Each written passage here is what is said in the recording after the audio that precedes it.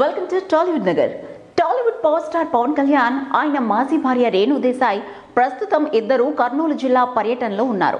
ఓవైపు పవన్ రాజకీయ కార్యక్రమాల్లో పాల్గొంటుండగా రేణు దేశాయ్ మాత్రం ఆత్మహత్య చేసుకున్న రైతుల కుటుంబాలను పరామర్శిస్తోంది. అయితే రేణు వెంట సాక్షి టీవీ బృందం మాత్రమే ఉండటం ఆశ్చర్యం కలిగించే విషయం. ఆమె సాక్షి టీవీ మైక్ పట్టుకుని రైతుల కుటుంబాలను ఇంటర్వ్యూ చేస్తోంది. కర్నూలు జిల్లాలోని పలు గ్రామాల్లో ఆమె రైతుల కుటుంబాలతో రచ్చబండ నిర్వహించింది. కొన్ని సందర్భాల్లో రైతుల కుటుంబ సభ్యులు చెప్పిన మాటలు విని తట్టుకోలేకపోయింది రేణు దేశాయ్. వారు ఏకరువు పెట్టిన బాధలు విని కంటతడి పెట్టింది.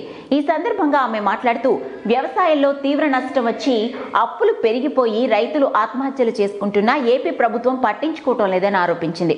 రాష్ట్ర ప్రభుత్వానికి రైతులు ఉసురు తగులుతుందని ఆగ్రహం వ్యక్తం చేసింది. ముఖ్యంగా పెదకడబూరు గ్రామంలోని రైతు పెదరంగన్న కుటుంబ సభ్యులతో మాట్లాడిన తర్వాత రేణు దేశాయ్ చలించిపోయింది. తమ కుటుంబ పెద్ద ఎందుకు చనిపోవాల్సిందో వారి నోట విన్న రేణుకు నోట మాట రాలేదు.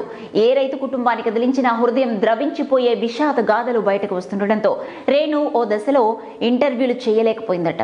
తమకు ఇల్లు లేవని, పంటలు పండక నానా అగచాట్లు పడుతున్నామని వాళ్ళు రేణుతో చెప్పారు. ఎలాగోలా పంట చేతికొచ్చిన గిట్టుబాటు ధర ఉండటం లేదని, దాంతో అప్పులు పెరిగిపోయి చావే శరణ్యం అవుతుందని రైతులు ఆమెతో గోడు వెళ్లబోసుకున్నారు.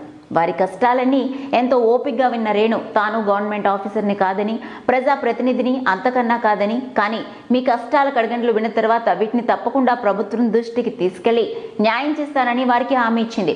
మరికొన్ని రోజుల పాటు ఆమె కర్నూలు జిల్లాలోనే పర్యటించనుంది. చూసారు కదండి, మరిన్ని ఇంట్రెస్టింగ్ అప్డేట్స్ కోసం చూస్తూనే ఉండండి మన టాలీవుడ్ నగర్.